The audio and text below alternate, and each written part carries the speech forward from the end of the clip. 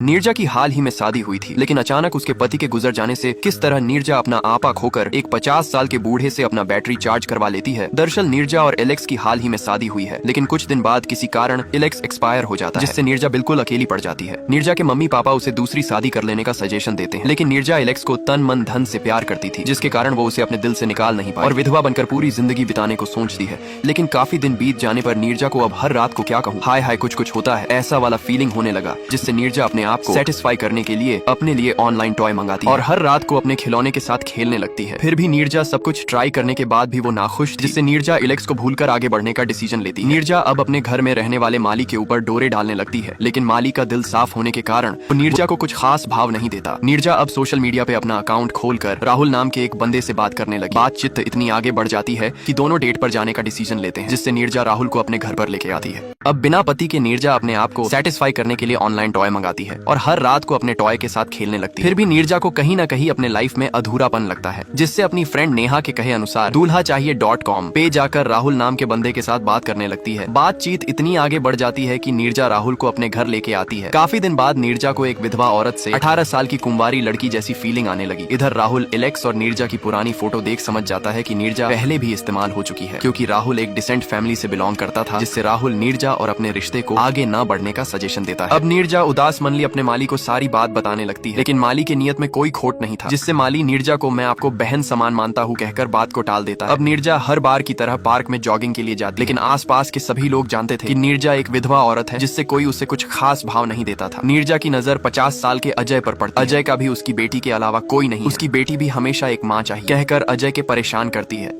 राधा एक शादीशुदा औरत है, जिसका पति विजय हमेशा काम के सिलसिले में बाहर रहता है, लेकिन फेस्टिवल में हर बार की तरह विजय के घर न आने पर राधा की तड़प और बढ़ जाती है, जिससे एक दिन राधा की नैया पार करने एक पुलिस वाला आता है। दरअसल राधा पार्ट टाइम बोट में टिकट कलेक्टर का काम करके अपने दोनों बच्चों की देखभाल किया करती है, लेकिन एक दिन उसकी छोटी बेटी की तबीयत बहुत ज्यादा खराब हो जाती है, जिसके लिए राधा को 2 दिन के अंदर में 8 लाख रुपए जुगाड़ करना होगा। राधा इस बारे में अपने पति को बताती है, जिससे उसका पति राधा को उसके गहने बेचने का सजेशन देता है। लेकिन जब राधा गहने बचने के लिए ज्वेलरी शॉप जाती है, तब शॉप वाले नकली सोना बताकर उसे लेने से इग्नोर करते हैं। तब राधा को समझ में आता है कि जिस ज्वेलरी शॉप से वो इस गहने को खरीदी थी, उस शॉप वाले राधा को एडा बनाकर नकली सोना दे दिया। राधा उसी शॉप में गहने लेकर पहुंचती है, लेकिन ज्वेलरी शॉप का मालिक चालाकी दिखाते हुए राधा को गहने के बिल बॉक्स मांगता है। राधा घर में इधर उधर बिल बॉक्स खोजने लगती है, लेकिन उसे क्या पता था उसका बेटा बिल बॉक्स का हवाई जहाज बनाकर खेल रहा होगा। बहुत खोजने के बाद राधा को अपने बेटे के बिस्तर में बिल बॉक्स मिलता है। राधा बिल बॉक्स लेकर इस बार भी दुकान जाती है, लेकिन दुकान वाले राधा को धक्के मार के दुकान से बाहर निकाल देते हैं। मासूम अजय को आज पुलिस क्रेडिट पाने के लिए जबरदस्ती पकड़ के जेल ले जा रही है, क्योंकि उन्हें लगता है कि बबली आंटी को अजय ने यमराज के पास पहुंचाया है, जिसके रेस्टोरेंट में अजय काम किया करता था। अजय एक सीधा साधा लड़का है, जिससे रोजी ट्रू लव करती है और दोनों बबली आंटी के रेस्टोरेंट में काम करते हैं, लेकिन अजय के दिल में किसी और के लिए फीलिंग है, जिसकी शादी में अजय आखिरी बार अपने दिल के अरमान शेयर करने गया है। लेकिन दुल्हन के घर वालों को पता चलने पर अजय को धक्के मार के शादी घर से निकाल दिया जाता है। अगली सुबह अजय को घर वाले के सामने इंसल्ट होना पड़ता है। अजय रोज की तरह बबली आंटी के रेस्टोरेंट काम करने जाता है, जिससे बबली आंटी भी अजय को मजाक मजाक में तोते उड़ा देती है। अगली सुबह अजय जब रेस्टोरेंट काम करने आता है, तब उसे पता चलता है कि बबली आंटी को किसी ने टपका दिया है, जिससे ये खबर सुन अजय सदमे में चले जाता है, क्योंकि बबली आंटी के लिए अजय के दिल में अपनापन था। अगली सुबह पुलिस ऑफिसर पांडे रेस्टोरेंट में काम करने वाले सभी मेंबर को इन्वेस्टिगेशन के लिए बुलाते हैं। पुलिस वाले अजय की मासूमियत देख अजय को इस केस में फंसा केस को बंद करना चाहते हैं। पुलिस आकर अजय को जेल ले जाती है, फिर जमकर कुटाई करती है, जिससे अजय दर्द में मजबूरन अपना गुनाह कबूल कर देता है।